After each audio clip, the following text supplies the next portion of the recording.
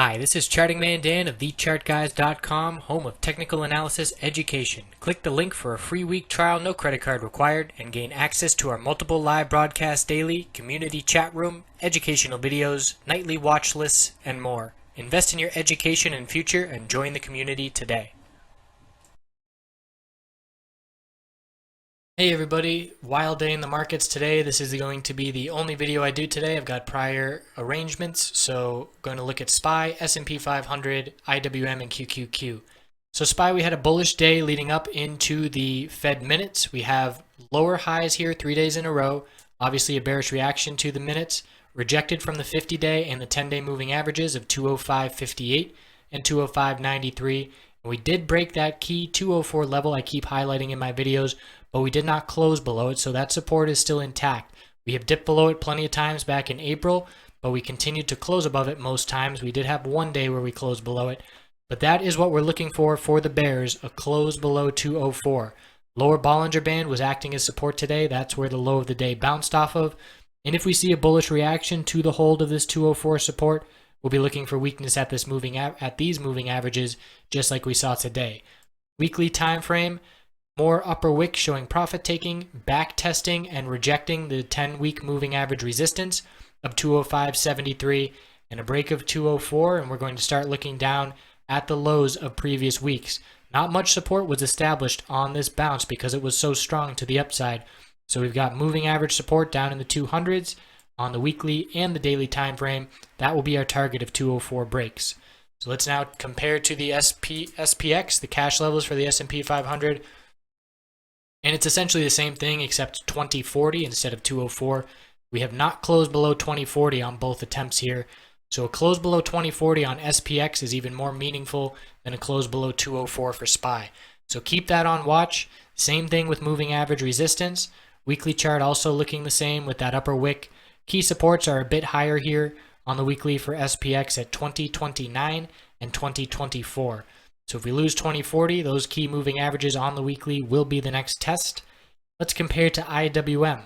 Holding up better than the S&P considering we gapped down and opened low.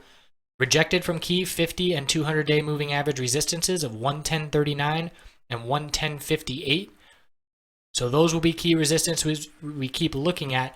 The neckline here for IWM is not as clear as it is on the S&P 500.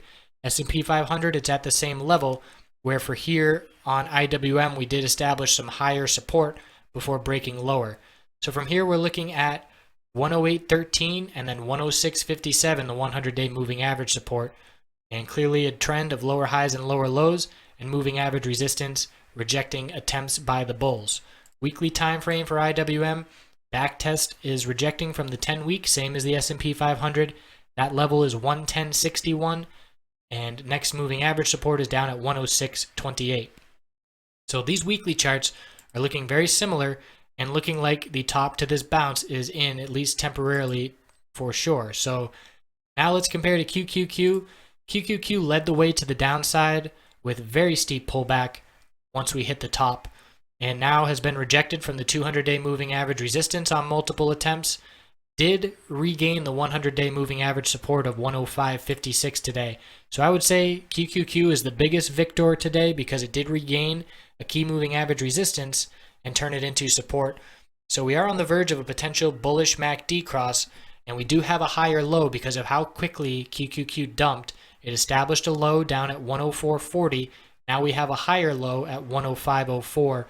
If the bulls can get above the 200-day of 106.98, we will see a bullish MACD cross follow through, but that's a lot of resistance to get through. The 10-day, middle Bollinger Band, and 200-day moving averages all stand in the way there. So the weekly chart for QQQ, tight range, middle Bollinger Band support of 104.96, 50-week moving average resistance of 107.20, with the 10-week right behind it at 107.62. So a little bit more sideways trading for QQQ.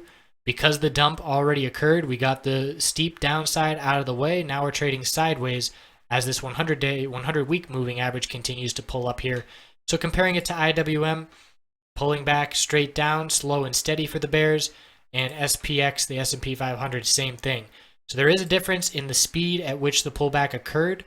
So that is why QQQ is attempting to find some support and it did set a higher low on the daily chart, whereas IWM still lower lows, and S&P 500 still lower lows as well, especially today with that break below 203.945.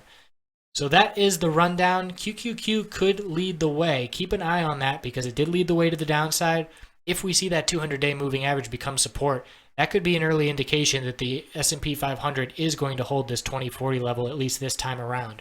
So that might be a little canary in the coal mine for the bulls. We'll be keeping an eye on all three of these markets. I usually do these videos for members only, but every night. But because of the lack of videos I'm going to be putting out today, I'll send this out to the world. So thanks for watching.